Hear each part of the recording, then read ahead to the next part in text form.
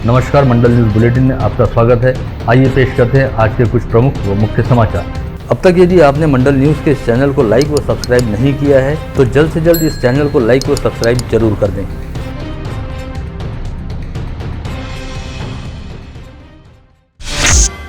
इस समय कोविड संक्रमण की तीसरी लहर पूरी तरह से नियंत्रण में आ चुकी है। साथ ही समूचे राज्य में रोजाना पाए जाने वाले संक्रमितों की संख्या में काफी हद तक कमी भी आ गई है। इसके अलावा अगले सप्ताह तक नागरिकों का 100% टीकाकरण भी पूर्ण हो जाएगा। इस बात के मद्देनजर मुंबई सहित समूचे राज्य में जारी फरवरी माह के अंत तक सभी प्रतिबंधात्मक नियमों को हटाते हुए राज्य को पूरी तरह से अनलॉक कर दिया जाएगा। इस आशय की जानकारी राज्य के स्वास्थ्य मंत्री राजेश टोपे द्वारा दी गई है। स्वास्थ्य मंत्री राजेश टोपे के मुताबिक लॉकडाउन को पूरी तरह से हटा दिए जाने के बाद फरवरी माह के अंत में सभी टॉकीजों व प्रेक्षागृहों को 100% क्षमता के साथ शुरू किया जाएगा। साथ ही होटल, बार व रेस्टोरेंट को भी जारी माह के अंत तक पूरी क्षमता के साथ काम करने की अनुमति दी जाएगी। वहीं अब वैवाहिक समारोह व सांस्कृतिक कार्यक्रमों एवं मनोरंजनात्मक कार्यक्रमों में भी अधिकतम उपस्थिति को लेकर कोई प्रतिबंध नहीं रहेगा। ऐसे में फरवरी माह के अंत तक राज्य में एक बार फिर पहले की तरफ सामान्य हालत रहेंगे। समूचे राज्य में हड़कंप मचा देने वाले हिंगन घाट के अंकिता हत्याकांड के मामले की सुनवाई पूरी करने के साथ ही गत रोज हिंगन घाट की अतिरिक्त जिला व सत्र न्यायालय ने महिला प्राध्यापिका अंकिता पिसुड्डे की हत्या के मामले में नामजद व गिरफ्तार किए गए विकी उर्फ विकेश नगराले को दोषी करार दिया था। वहीं आज अदालत ने सजा को लेकर अपना फैसला सुनाते हुए मुजरिम विकेश नगराले को आजीवन कारावास की सजा सुनाई है। ऐसे में अब विकेश नगराले को अब पूरी जिंदगी जेल की सलाखों के भीतर काटनी पड़ेगी। 2 वर्ष पूर्व 3 फरवरी की सुबह अंकिता को आरोपी विकेश नगराले ने पेट्रोल डालकर जिंदा जला दिया था। पश्चात एक सप्ताह तक अस्पताल में जिंदगी और मौत के बीच झूलने के बाद 10 फरवरी को अंकिता की इलाज के दौरान मौत हुई थी। इसके ठीक 2 वर्ष बाद 10 फरवरी से ठीक एक दिन पहले 9 फरवरी को इस मामले में अदालत द्वारा आरोपी विकी नगराले को दोषी करार दिया गया और आज अंकिता की दूसरी पुण्यतिथि वाले दिन ही आरोपी विकेश नगराले को उसके अपराध के लिए उम्र कैद की सजा सुनाई गई। यह अपने आप में एक अजब संयोग रहा। गत रोज राजापेट रेलवे अंडरपास में मनपा आयुक्त डॉक्टर प्रवीण आष्टीकर को अचानक घेरकर उन पर स्याही फेंकने की घटना घटित हुई थी, जिससे शहर की राजनीति सहित प्रशासनिक स्तर पर खलबली व्याप्त हो गई। पश्चात इस मामले में गत रोज पुलिस ने कुल 10 लोगों को नामजद करते हुए 6 लोगों को डिटेन किया था। वहीं अब इस मामले में हत्या का प्रयास करने को लेकर दर्ज की जाने वाली भारतीय दंड संहिता की धारा 307 को जोड़ते हुए बडनेरा निर्वाचन क्षेत्र के विधायक रवि राणा को भी आरोपी बनाते हुए नामजद किया गया है, जिससे शहर सहित जिले में एक बार फिर राजनीतिक भूचाल आने के पूरे आसार दिखाई दे रहे हैं। गत रोज मामले की गंभीरता देखते हुए पुलिस ने तुरंत ही मामला दर्ज करने के साथ ही महेश मूलचंदानी, संदीप गुल्हाने, अजय बोबड़े, सूरज मिश्रा, विनोद येवतीकर इन 5 लोगों को डिटेन किया था। वहीं आयुक्त आष्टीकर को राजापेट रेलवे अंडरपास का मुआयना करने हेतु बुलाने वाले कमल किशोर मालानी की नामजद होते ही तबीयत खराब होने के चलते उन्हें अस्पताल में भर्ती कराया गया। इसके साथ ही मामले में आयुक्त आष्टीकर पर स्याही फेंकने वाली 3 महिलाओं की पहचान करते हुए उन्हें भी इन्हीं धाराओं के तहत नामजद किया गया। इसके अलावा नामजद किए गए अजय मौर्य फिलहाल फरार हैं। वहीं अब इस पूरे मामले में धारा 307 यानी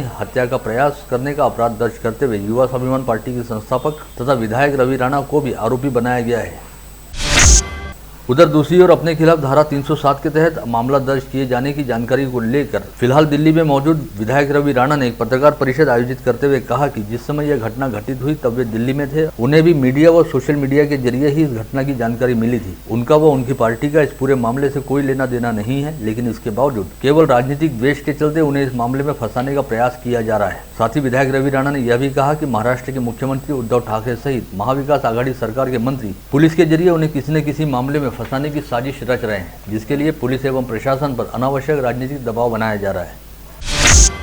इस बीच मनपा आयुक्त डॉक्टर प्रवीण आष्टीकर ने गत रोज हुई घटना के बारे में अपनी आपबीती बताते हुए कहा कि कल उन्हें कमल किशोर मालानी नामक व्यक्ति की ओर से मोबाइल कॉल के जरिए संदेश दिया गया कि विधायक रवि राणा राजापेट रेलवे अंडरपास का मुआयना करने हेतु पहुंचने वाले हैं, जहां पर वे उनसे अंडरपास में बारिश का पानी भर जाने की समस्या को लेकर चर्चा करना चाहते हैं। ऐसे में वे वहां पहुंचे, लेकिन वहां विधायक राणा खुद तो उपस्थित नहीं थे, बल्कि वहां कुछ और लोग मौजूद थे, जिनमें मालानी के अलावा वे विनोद येवतीकर नामक व्यक्ति को पहचानते हैं। इन लोगों ने उन्हें रेलवे अंडरपास में पानी भर जाने की समस्या बतानी शुरू की। इसी दौरान अचानक कुछ महिलाओं ने उन पर झपट्टा मारकर उनकी कॉलर पकड़ी और उन पर स्याही डालने का प्रयास किया। इसी बीच एक व्यक्ति ने उनके सरकारी वाहन के टायर पर स्क्रू ड्राइवर से वार करते हुए टायरों को फोड़ने का प्रयास भी किया और वाहन के कांच फोड़ने का भी प्रयास किया गया। इसी दौरान किसी ने खुद उन पर भी स्क्रू ड्राइवर से वार करने का प्रयास किया। श्री मालानी, कमल किशोर मालानी म्हणून होते, त्यांनी मला अशी फोन केला की वारंवार सकाळपासून 9 फोन केले जवळपास, आणि त्यांनी 9 फोन करून मला अशी विनंती केली की राजापेठ पुलाच्या खाली जो अंडरपास आहे तिथे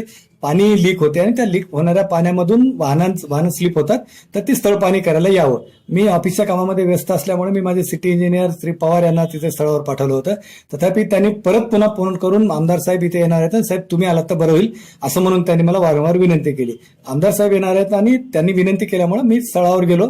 स्थळाची पाहणी करताना अचानकपणे 2 लेडीज आल्या आणि त्यांनी शाई फेकायचा प्रयत्न केला. माझ्या सिक्युरिटी गार्डने आणि माझ्या ड्रायव्हरनी त्यांना दोघांनाही धरलं आणि सिक्युरिटी गार्डने धरलं असताना तिसरी महिला मागून येऊन माझ्या पाठीवर त्यांनी शाई फेकली. असा प्रकार घडला. तत्काळ आम्ही तिथून माझे सिटी इंजिनियर, माझे सिक्युरिटी गार्ड आणि माझे जे कोणी ड्रायव्हर होते या तिघांनी मला तत्काळ तिथून हटवलं आणि गाडीत बसलो आणि गाडीत बसून मी माझ्या बंगल्यावर परत आलो. हो, याबाबतची रीतसर तक्रार तिथे जे होते, मी मालानींना ओळखत होतो आणि येवतीकरांना ओळखत होतो, बाकीच्यांना मी ओळखत नव्हतो. तथापि जी काही आपली सोशल मीडियावर जे काही क्लिप आली त्या क्लिपमधनं ती जी मला लोक दाखवली तर त्यांची नावं मला सांगण्यात आली. त्याच्याप्रमाणे त्या सगळ्याविरोधात मी रीतसर गुन्हा दाखल केलेला आहे. हो, धक्काबुक्कीचा सुद्धा प्रयत्न झाला, त्याच्यामध्ये शाई फेकून धक्काबुक्कीचा सुद्धा प्रयत्न झाला आणि पूर्ण अंगावर धक्काबुक्की करून त्याच्याच बरोबर गाडीवर सुद्धा स्क्रूड्रायव्हरच्या मार्फत गाडीवर सुद्धा माझ्या शासकीय वाहनावर काचावर सुद्धा काच फोडण्याचा प्रयत्न त्या ठिकाणी झाला.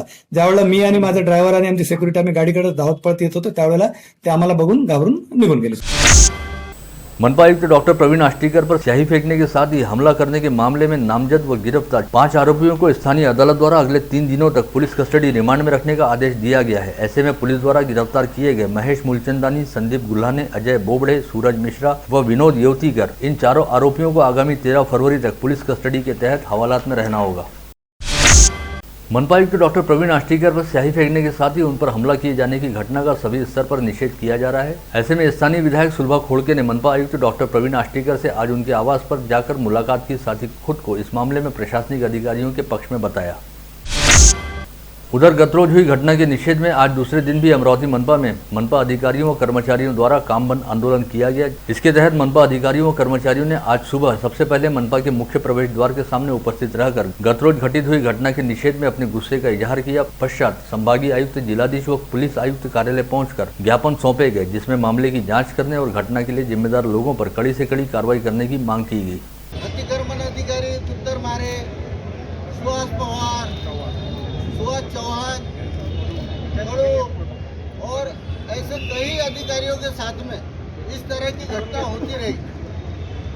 पूर्व आयुक्त श्री पवार, इनकी कुर्सी कार्यालय से निकालकर राजकमल के चौक पर लटका दी गई और आज तारीख 9 को माननीय आयुक्त आष्टीकर जी, इनके ऊपर राजापेठ उड़ान पुल पर धक्का मुक्की की गई, उनके ऊपर शाई फेंकी गई और ऐसे और पकड़ा पकड़ी की गई। तो ऐसे भयान हल्लों से हमारी मानसिकता का खच्चीकरण होता है और हमारी काम करने की जो मानसिकता है वो खराब होती है। इसके साथ ही महाराष्ट्र राज्य राज्यपत्रित महासंघ द्वारा आयुक्त आष्टीकर पर स्याही फेंकने के साथ ही उनके साथ धक्का मुक्की किए जाने की घटना का तीव्र निषेध किया गया है और इस संदर्भ में संभागीय आयुक्त पीयूष सिंह को ज्ञापन सौंपते हुए दोषियों के खिलाफ सख्त कार्रवाई किए जाने की मांग की गई है। भीम ब्रिगेड द्वारा भी इस मामले का निषेध करते हुए आज जिलाधीश को ज्ञापन सौंपा गया। साथ ही कहा गया कि इस मामले के पीछे मुख्य मास्टरमाइंड कौन है, इसकी जाँच की जाए।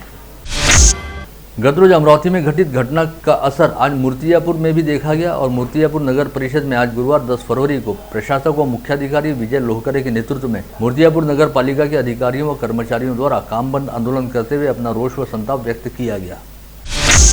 विगत करीब 15 दिनों से पड़ रही कड़ाके की ठंड अब धीरे धीरे कम होने लगी है। साथ ही अब अधिकतम व न्यूनतम तापमान का स्तर ऊंचा उठने लगा है। ऐसे में करीब 1 पखवाड़े से अधिक समय तक गर्म कपड़ों में लिपटे लोग अब थोड़ी राहत महसूस करने लगे हैं। जनवरी माह के तीसरे सप्ताह से अचानक ठंड का जोर काफी बढ़ गया था और उत्तर भारत से आने वाली सर्द हवाओं की वजह से शीतलहर की स्थिति बन गई थी, लेकिन अब पारा धीरे धीरे ऊपर उठना शुरू हुआ है, जिसकी वजह से ठंड का असर काफी हद तक घट गया है।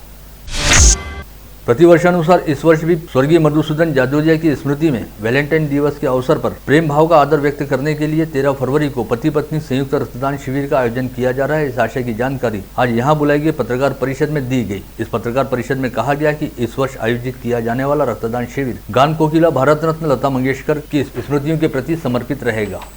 स्थानीय अग्रसेन भवन में हर वर्ष के अनुसार इस वर्ष भी वैलेंटाइन डे निमित्त पति पत्नी रक्तदान शिविर का आयोजन किया जा रहा है। सवेरे 8 से 2 के बीच में यह रक्तदान शिविर का आयोजन होगा और यह 14वां रक्तदान शिविर है। संपूर्ण भारत में पति पत्नी का रक्तदान शिविर सिर्फ केवल अमरावती में ही होता है। मैं सभी अमरावती के नागरिकों से विनंती करता हूँ, पति पत्नी से विनंती करता हूँ कि वे इस शिविर में आके हमारी इस कैंप को सफल बनाएं। बीते 24 घंटे के दौरान अमरावती जिले में 79 नए संक्रमित मरीज पाए गए। साथ ही 229 मरीज कोविड मुक्त हुए। साथ ही अब जिले में एक्टिव पॉजिटिव मरीजों की संख्या 812 हो गई है। इन एक्टिव पॉजिटिव मरीजों में मनपा क्षेत्र के 384 तथा ग्रामीण क्षेत्र के 428 मरीजों का समावेश है। इसमें से 52 मरीज कोविड अस्पताल में भर्ती हैं। वहीं मनपा क्षेत्र में 361 तथा ग्रामीण क्षेत्र में 399 मरीजों को होम आइसोलेशन में रखा गया है। बीते 24 घंटे के दौरान जिले में 986 संदिग्धों के थ्रोट स्वैब सैंपलों की जांच की गई, जिसमें से 8.01% की टेस्ट रिपोर्ट पॉजिटिव आई है। वहीं इस समय कोविड संक्रमित मरीजों के कोविड मुक्त होने का प्रमाण 97.70% के स्तर पर है। आज समूचे संभाग में 24 घंटे के दौरान कुल 384 कोविड संक्रमित मरीज पाए गए, जिनमें अकोला के 22, यवतमाल के 38, बुल्ढाना के 194 तथा वाशिम के 51 मरीजों का समावेश। राहत वाली बात यह भी है कि इस दौरान संभाग में 1023 मरीज कोविड मुक्त हुए, जिनमें अकोला के 121, यवतमाल के 167, बुल्ढाना के 422, वाशिम के 84 व्यक्तियों का समावेश है। वहीं विगत 24 घंटे के दौरान संभाग में एक संक्रमित की मौत हुई, जो यवतमाल जिले से वास्ता रखता था। महाराष्ट्र राज्य ITI ठेकर निदेशक संघर्ष समिति द्वारा यहां बुलाई गई पत्रकार परिषद में कहा गया कि कौशल्य विकास विभाग में होने वाले संभावित शिक्षकीय संवर्ग पद भर्ती पूर्व शासकीय औद्योगिक प्रशिक्षण संस्था में कार्यरत ठेका शिक्षकीय पदधारकों का समायोजन किया जाए। जर भरती करताना त्यांनी हा शब्द वापरला असता की या 750 बंधू झालेल्या पदापैकी एवढ्या जागा भरून असा शब्द असतो दुर्दैवानं हे निदर्शनात जे आणून द्यायला पाहिजे होतं या लोकांनी, ते निदर्शनात आणून दिलेलं नाही आहे। यांनी संचालक कार्यालयाने या गोष्टी निदर्शनात आणून द्यायला पाहिजे होत्या की हे पद भरती करत असताना आपण अशाच्या पद्धतीचे आश्वासन दिलेलं आहे, अशाच्या पद्धतीचे त्याच्यामध्ये प्रोसिडिंग झालेले आहे। मध्य रेलवे के रेलवे सुरक्षा बल की क्राइम इंटेलिजेंस यूनिट ने गत रोज मुंबई के दादर स्टेशन पर एक व्यक्ति को संदेह के आधार पर हिरासत में लिया, जिसके पास से 67 लाख रुपए की नगद राशि बरामद की गई। यह व्यक्ति अमरावती से सेवाग्राम एक्सप्रेस में नोटों से भरा बैग लेकर मुंबई के लिए रवाना हुआ था और दादर स्टेशन पर उतरा था। मूलतः राजस्थान के डुंगरी निवासी सेंधाराम खुमाराम नामक इस व्यक्ति ने पुलिस को बताया कि वह अमरावती में रहने वाले कमलेश शाह नामक व्यक्ति के यहाँ नौकरी करता है और उसके मालिक कमलेश शाह ने ही उसे यह रकम लेकर मुंबई जाने हेतु कहा था। मुंबई में पैसे कब, किसे और कहां देने हैं, इसकी जानकारी कमलेश शाह द्वारा उसे मुंबई में ट्रेन से उतरने के बाद दी जानी थी, लेकिन इससे पहले ही वह पुलिस के हत्थे चढ़ गया। इस मामले को हवाला से संबंधित मामला मानते हुए RPF दल ने बरामद की गई राशि और मामले की जांच को आयकर विभाग के हवाले किया है। विगत वर्ष अमरावती शहर में राजापेट पुलिस ने भी नाकाबंदी के दौरान करीब 3.5 करोड़ रुपए की रकम बरामद की थी। उस मामले में भी कमलेश शाह नामक व्यक्ति का ही नाम सामने आया था, जो मूलतः अहमदाबाद का निवासी था और अपने कामकाज के लिए अमरावती के विमल नगर परिसर में एक मकान किराए से ले रखा था। इसी व्यक्ति का इससे पहले हैदराबाद में भी करीब 1 करोड़ रुपए पकड़ा गया था और अब इसी नाम वाले व्यक्ति का 67 लाख रुपया मुंबई में पकड़ा गया है। नेशनल हाईवे पर MIDC में स्थित सूरज गवादे नामक व्यक्ति की ECE India energies private limited नामक कंपनी के कैबिन में लगी AC में शॉर्ट सर्किट होने की वजह से यहां लगे फर्नीचर व इलेक्ट्रिक सामग्री जलकर खाक हो गए, जिससे करीब 12 लाख रुपए का नुकसान होने का अनुमान जताया गया है। वक्त रहते दमकल विभाग की टीम ने मौके पर पहुंचकर आग पर काबू पाया। राजापेट पुलिस थाना क्षेत्र के जेवड़नगर गली नंबर 1 में जनबंधु नामक व्यक्ति के घर का निर्माण कार्य जारी है। इस समय इमारत पर पानी का छिड़काव करते समय राजापेट परिसर के हरनेवाड़ा परिसर निवासी दशरथ माखोड़े नामक मजदूर को मिर्गी आ गई और इमारत से सीधे नीचे गैलरी में जा गिरा। उसे तत्काल इलाज के लिए जिला अस्पताल ले जाया गया, मगर इलाज के दौरान चंद्रकांत आकोड़े की मौत हो गई। गाड़गेनगर पुलिस थाना क्षेत्र के विलासनगर गली नंबर 6 परिसर में सागर काकने नामक आरोपी अपने हाथ में तलवार लेकर दहशत फैला रहा था। इसकी सूचना मिलने पर पुलिस ने आरोपी को गिरफ्तार करते हुए उसके पास से तलवार बरामद कर ली। रोशननगर परिसर निवासी दूल्हे खान सरदार खान पठान के मकान में कल रात 9:30 बजे के आसपास अचानक आग लग गई, जिससे पूरे घर का सामान जलकर खाक हो गया। इस आग की वजह शॉर्ट सर्किट को बताया गया है। पत्नी के अनैतिक संबंध होने की शिकायत देने के लिए वलगांव पुलिस थाने में गए पति की शिकायत पुलिस ने नहीं ली, जिसके कारण पति ने परेशान होकर 4 फरवरी को पुलिस थाना परिसर में ही जहर पीकर आत्महत्या करने का प्रयास किया। इस मामले में वलगांव पुलिस ने कल पति समेत पत्नी व उसके प्रेमी को बुलाकर कड़ी चेतावनी दी।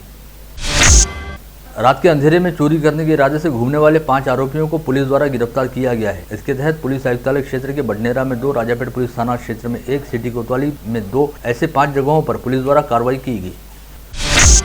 बडनेरा पुलिस थाना क्षेत्र के राहुल नगर जूनी बस्ती बडनेरा निवासी 30 वर्षीय मनोज बुद्धम ढोके उर्फ खोखिया को शहर व जिले से 2 साल के लिए तड़ीपार किया गया था, लेकिन इसके बावजूद वह बिना किसी तरह की अनुमति लिए राहुल नगर परिसर में चाकू लेकर घूम रहा था। गुप्त सूचना मिलने पर पुलिस ने आरोपी मनोज को गिरफ्तार किया। पुलिस आयुक्त के विशेष दल ने फ्रेजरपुरा पुलिस थाना क्षेत्र के शेखपुरा वडाली परिसर में चल रहे जुआ अड्डे पर छापा मारा। पुलिस ने 5 आरोपियों को गिरफ्तार करते हुए उनके पास से नगद समेत मोबाइल व जुए की सामग्री बरामद। वहीं एक आरोपी अपना मोबाइल छोड़कर घटनास्थल से फरार हो गया। वरुड के लक्ष्मीनगर परिसर में रहने वाला टाकरखेड़े परिवार मानसिक रूप से बीमार रहने वाले पुत्र अभिषेक को इलाज के लिए राजस्थान के कई मंदिरों में दर्शन कराने के बाद 3 पहाड़ी क्षेत्र के भैरव मंदिर में दर्शन कराने के लिए गए, मगर अभिषेक ने उस पर तंत्र मंत्र किए जाने की बात से चिढ़कर एक सुनसान रास्ते पर अपने पिता विष्णुपंत टाकरखेड़े को पत्थर से पीट कर मार डाला। इस घटना के बाद राजस्थान के दौसा जिला अंतर्गत मेहंदीपुर बालाजी पुलिस ने आरोपी बेटे को गिरफ्तार किया है, जहाँ पर अदालत ने उसे 20 फरवरी तक पुलिस कस्टडी में रखने के आदेश दिए हैं। कल विष्णुपंत टाकरखेड़ी की लाश राजस्थान से वरुड लाई गई, जहाँ पर उनका अंतिम संस्कार किया गया। चंद्रपुर के महाऔष्णिक विद्युत केंद्र में कार्यरत सीआईएसएफ जवान कैलाश नारायण कापरे की टिप्पर की टक्कर में मौत हो गई। यह हादसा चंद्रपुर नागपुर रोड के ऊर्जा नगर की ओर जाने वाले रास्ते पर घटित हुआ। दुकान में चॉकलेट लेने गई नाबालिग लड़की को दुकानदार द्वारा अश्लील तरीके से छेड़ा गया। इस मामले में लड़की की दादी द्वारा अकोला जिले के चांदनी पुलिस थाने में शिकायत दी गई। पश्चात मामले की सुनवाई होने के बाद अतिरिक्त सह जिला व सत्र अदालत द्वारा शास्त्री गांव निवासी 60 वर्षीय गजानन गवई को उम्र कैद की सजा सुनाई गई। वर्धा जिला अंतर्गत सेलू तहसील के पिंपल गांव में सिर पर कर्ज का बोझ और परिस्थिति से परेशान होकर किसान पति पत्नी ने जहर गटक कर आत्महत्या करने का प्रयास किया। इसमें पति राजेंद्र चरडे की इलाज के दौरान 1 माह बाद मौत हो गई, जबकि पत्नी अर्चना चरडे को इलाज के बाद अस्पताल से छुट्टी दे दी गई। आप देख रहे थे मंडल न्यूज बुलेटिन। हमारे चैनल को लाइक करें, शेयर करें और हाँ, सब्सक्राइब करना ना भूलें। कल होगी आपसे फिर मुलाकात, तब तक के लिए धन्यवाद।